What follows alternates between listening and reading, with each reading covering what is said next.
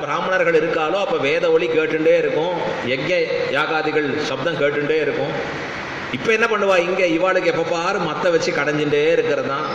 எப்போ பாரு கடைஞ்சுட்டுப்பா, ராத்திரி ஆனாலும் பண்ணுவா, காத்தாலையும் பண்ணுவா. அது அடையாளம் அன்று. இல்லை இல்லை, அப்படி இல்லை.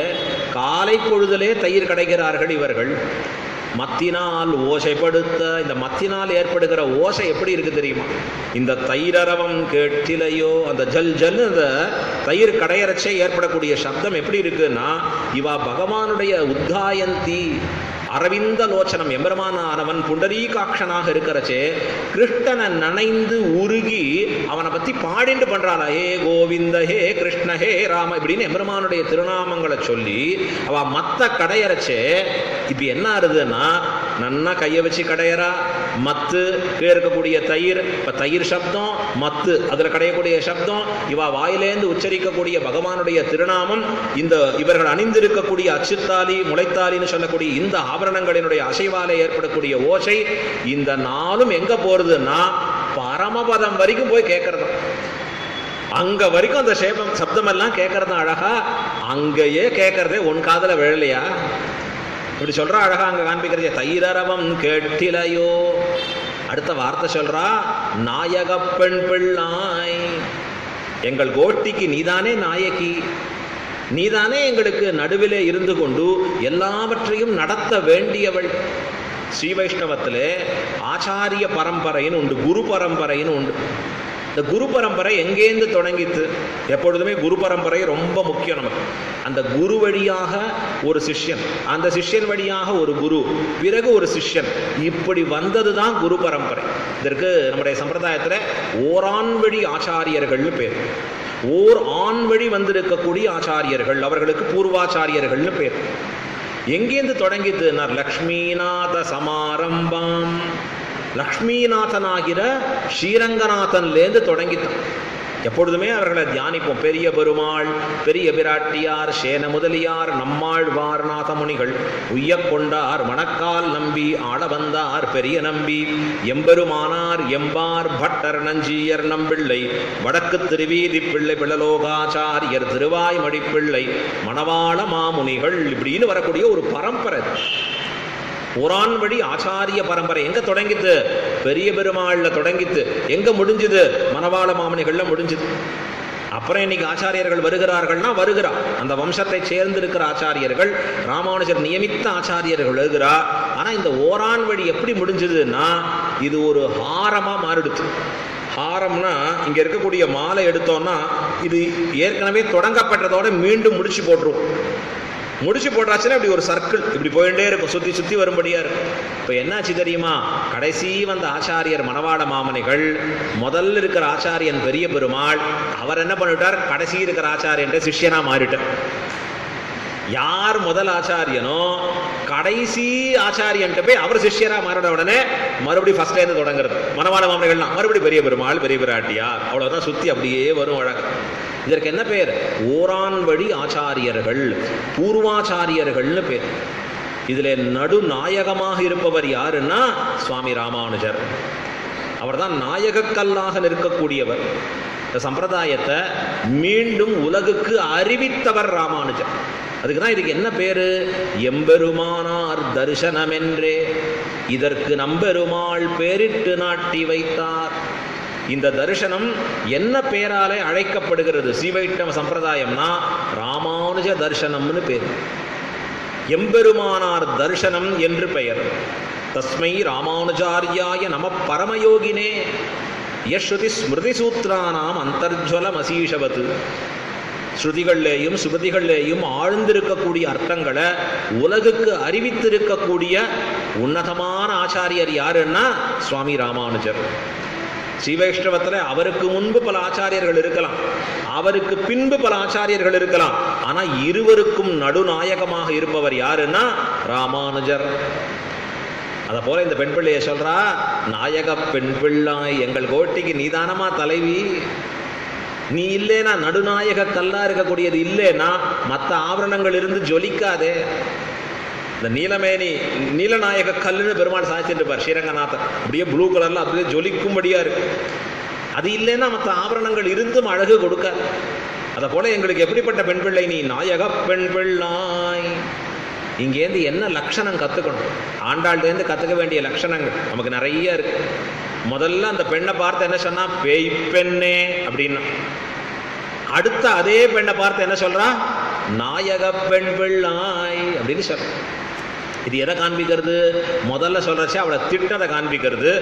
இரண்டாவதாக சொல்லக்கூடிய விஷயம் என்ன காண்பிக்கிறதுனா, அவளை உயர்த்தி கொண்டாடுவதாக காண்பிக்கிறது.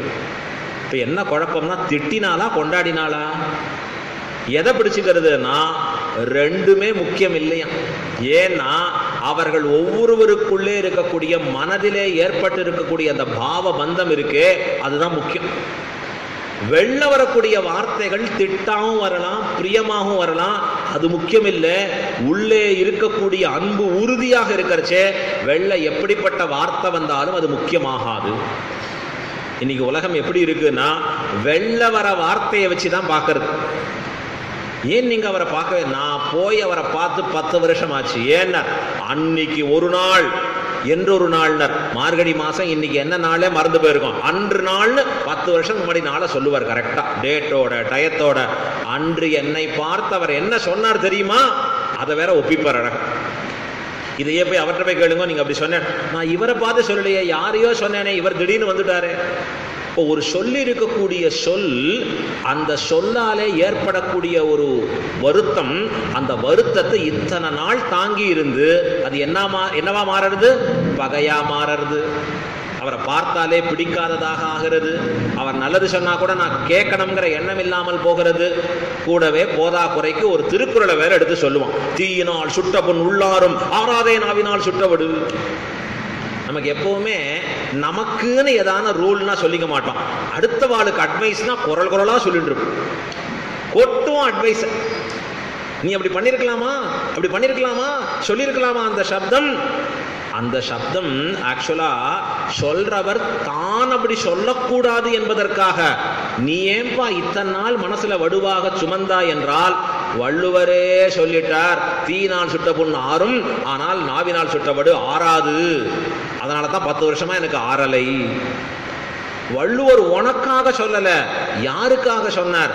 திட்டவன் திட்டக்கூடாதுங்கிறதுக்காக சொன்னார். நீ அவன் எப்படிப்பட்ட சப்தத்தை உபயோகித்தாலும் கூட நீ அதிலே காதிலே வாங்காதபடி இருக்க வேணும்.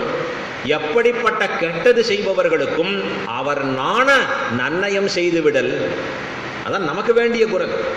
நீ எப்படி இருக்கணும்? உனக்கு தீமையே அவர் செய்தாராயினும் அவர் நாணும்படியாக நீ நன்மையை செய்து பழகு. இப்ப இன்னைக்கு உலகத்துல என்ன அடுத்து? மேலெழுந்த மாதிரியா பேசுற சப்தம்.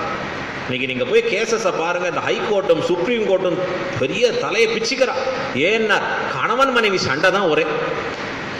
எது ஒரு ரூமுக்குள்ள இருக்கணுமோ, ஒரு வீட்டுக்குள்ளே ஒரு அறைக்குள்ள இருக்க வேண்டியதோ அரை அறையா மாறி வேற எங்கேயோ போயிட்டு இருக்குது.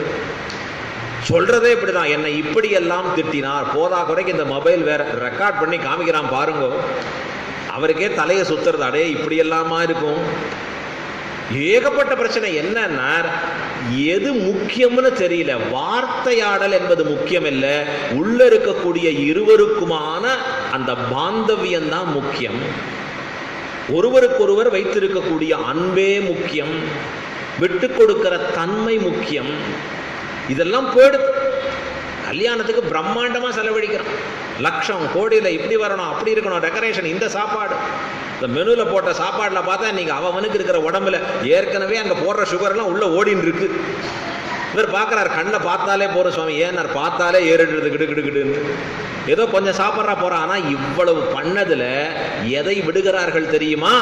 கல்யாணமானால் கணவனும் மனைவியும் எப்படி நடக்கணும் அந்த கோர்ஸை மட்டும் யாருமே வைக்கிறது இல்லை. கல்யாணமானா ஒரு கணவன் மனைவிக்குள்ள எப்படி இருக்கணும் சம்பந்தம், எப்படி சாஸ்திரம் சொல்லியிருக்கு, எந்த மாதிரி நடக்க வேண்டும், ஒரு கணவன் மனைவி எப்படி நடக்கணும், எப்படி இருவருக்கும் உண்டான அன்பு ஆனது நிலைத்திருக்கும். இல்லத்தை பத்தி, அதாவது இல்லறத்தை பத்தி வள்ளுவர் அவ்வளவு சொல்ற. அன்பும் அருணும் உடைத்தாயின் இல்வாழ்க்கை பண்பும் பயனும் அது. எத்தனை குறள் சொல்லப்படுறது தெரியுமா இல்வாழ்க்கையை பத்தி? அது போதிக்கப்படுகிறதா? ஸ்ரீராமாயணம் இல்வாழ்க்கையின் மேன்மையை காட்ட வந்தது. எப்படி இருக்கணும் ஒரு கிரகஸ்தனானவன் தெரியலையே, சொல்லப்படலையே. அடுத்த க்ஷணம் கோபத்தில், அடுத்த க்ஷணம் வேகத்தில். என்ன வேணும்னா இனிமே கல்யாணம் பண்ணணும்னா 1 month ப்ரீ மேரிட்டல் கோர்ஸ்னு ஒன்று வைக்கணும். அழகம் எல்லாருக்கும் கல்யாணம் ஆகிறதுக்கு முன்னாடி எப்படி நடக்கணும், எப்படி பேசணும், எப்படி அதை நாம் புரிந்து கொள்ள வேணும். இது ரொம்ப முக்கியம். இது சின்ன சின்ன வார்த்தைகள் பெரிய பெரிய விளைவுகளாக கொண்டு போகக்கூடிய விஷயம் இல்லை. அது அத்தோட மறக்கப்பட வேண்டிய விஷயம். இங்க அதான் தெரிகிறது. பேய் பெண்ணே நாயக பெண் பிள்ளாய் சொன்னவள் நீ வராம இருக்கியேன்னு கோபத்துல சொல்றா. அடுத்தது உடனே எங்கள் கோட்டிக்கு நீதான தலைவின்னு சொல்லிடுறா. உள்ள இருக்கிறவள் அவள் பேய் பெண்ணேன்னு சொன்னாலும் நாயக பெண் பிள்ளாய்ன்னு சொன்னாலும் இந்த 2 வார்த்தையும் முக்கியம் இல்லை. உள்ள அவள் என்னிடத்திலே வைத்திருக்கிற அன்பே முக்கியம். இப்படி கோஷ்டிக்குள்ள இருந்தா கோஷ்டி பூசல் வருமா? எங்கேயாவது வருவதற்கு வாய்ப்பு இருக்கா? ஆண்டாள்டேந்து இந்த பண்பை தெரிஞ்சுக்கணும். நாம் சப்தங்களால ஏற்படுவதில்லை, உள்ள இருக்கக்கூடிய பாவபந்தங்களாலே ஏற்படுவது முக்கியம். நாயக பெண் பிள்ளாய் சொல்லி அடுத்தது சொல்றா, நாராயணன் மூர்த்தி கேசவனை பாடவும். 3 திருநாமங்களை சொல்றான். நாராயணன், மூர்த்தி, கேசவன் என்று 3 திருநாமங்கள். நாராயணன்னு சொன்னா எதை காண்பிக்கிறது? தன்னுடைய முகம் தோற்றாதபடி நம்முள்ளே மறைந்து நின்று நம்மை காப்பவனாக இருக்கக்கூடிய பகவானுடைய வாத்சல்யம் என்கிற குணம். மூர்த்தி கண்ணுக்கு வெளிப்பட்டு நமக்காக ஒரு கிருஷ்ணாவதாரம் எடுத்து அழகிய திருவுருவத்தோடு இந்த உலகிலே வந்து தோற்றுகிறானே, அது அவனுடைய சௌசீல்யமாகிற புறையற கலந்து பழகுகிற தன்மையை காட்டக்கூடிய திருநாமம் மூர்த்தி. கேசவன், கேசவன் என்றால் கேசி என்கிற அரக்கனை அழித்தவன், அடியார்களின் விரோதிகளை அழிப்பவன் என்பதை காண்பிக்கக்கூடிய திருநாமம் கேசவன். பகவான் பற்பல கல்யாண குணங்களோடு கூடியவன். ராமானுஜர் தன்னுடைய கத்தியத்திரயத்தில் பகவானுடைய குணங்களை வர்ணிக்கிறார். எத்தனை இருக்கு அவனுக்கு, நல்பண்புகள் எத்தனை இருக்கு அப்படின்னு சொல்ல ஆரம்பிக்கிற. சௌசீல்ய வாத்சல்ய காருண்யமார்தவ ஆர்ஜவ சௌஹார்த சாம்ய காருண்யமார்தவ ஆர்ஜவ கம்பீரிய காம்பீரிய ஔதாரிய சாதுரிய ஸ்தைரிய தைரிய சௌரிய பராக்கிரமன்னு ஒரு லிஸ்ட் போயிட்டே இருக்கு. கடைசியில் பார்க்குறார் ராமானுஜர், கடைசியாக முடிக்கிறச்சு என்ன, அசங்கேய கல்யாண குணகணௌக மகார்ணவ. ரொம்ப அற்புதம். அசங்கேய எண்ணற்ற கல்யாண குணங்களின் கடலே. எம்பெருமான பார்த்து சொல்றா, அப்பா எப்படிப்பட்ட சமுத்திரம் அப்பா நீ, உன் கல்யாண குணங்களை வர்ணிக்கணும்னு ஆசை, முடிக்க முடியுமா? தொடரலாம், தொடங்கலாம், முடிக்க முடியுமா? அது முடியாது. நாராயணன் அப்படின்னா அந்த எந்த குணத்தை காண்பிப்பது? ஒவ்வொரு திருநாமமும் ஒரு குணத்தாலே ஏற்படுகிறது. பகவத்குண தர்ப்பணம்னு பேர். பராசரப்பட்டர் விஷ்ணு சகஸ்ரநாமத்திற்கு ஒரு அழகான விளக்க உரை அருளி செய்திருக்க.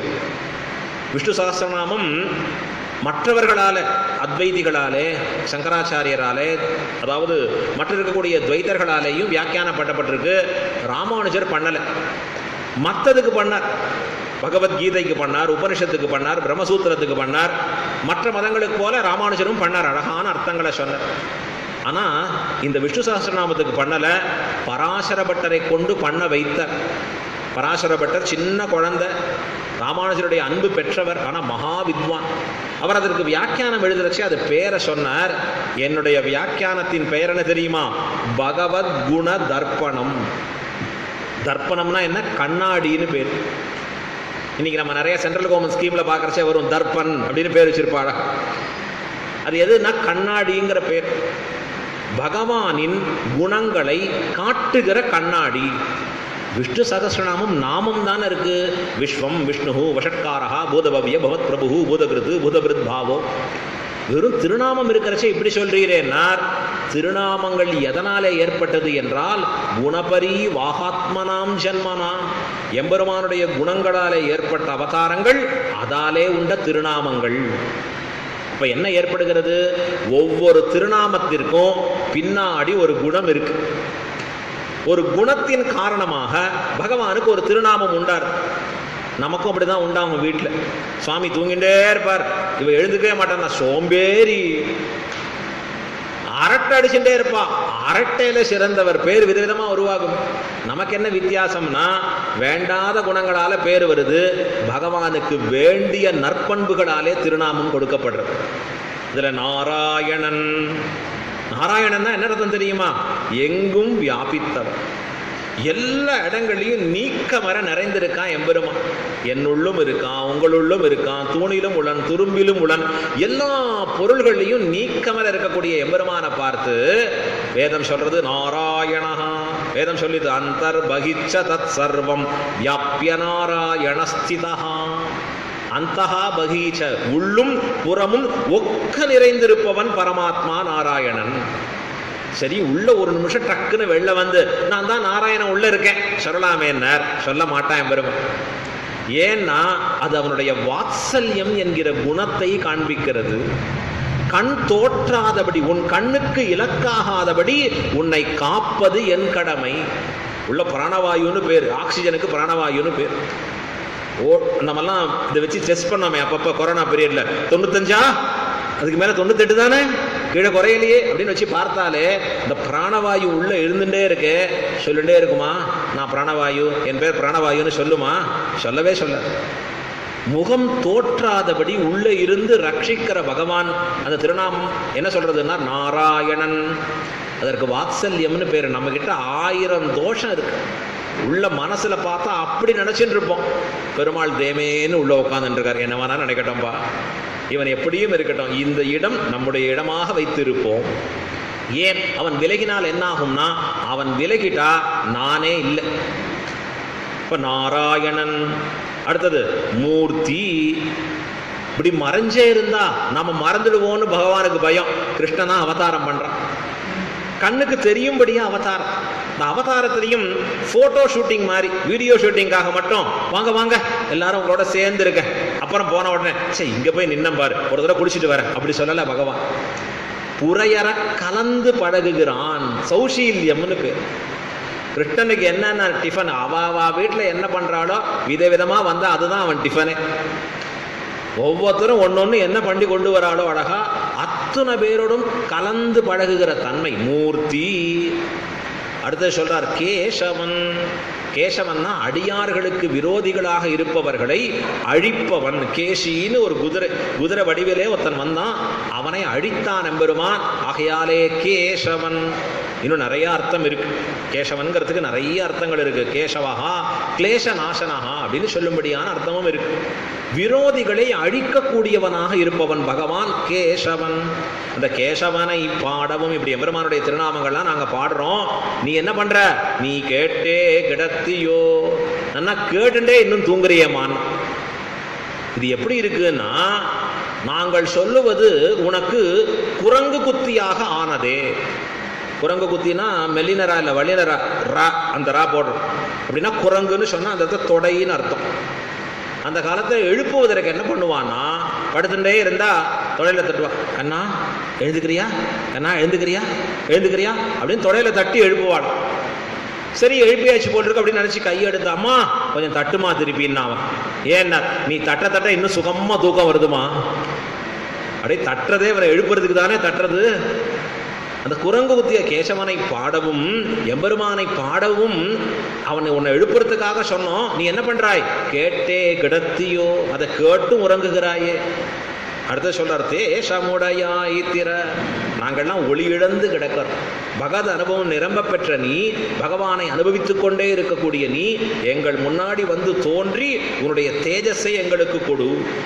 அப்படி உள்ள பார்க்கிறாளாம். அந்த ஓட்ட வழியா பார்க்கறச்சா அவள் எப்படி படுத்துட்டு இருக்கான்னா, கிருஷ்ணானுபவம் உள்ள இருக்க இருக்க முகம் தேஜஸாக பரிமளிக்கிறதா.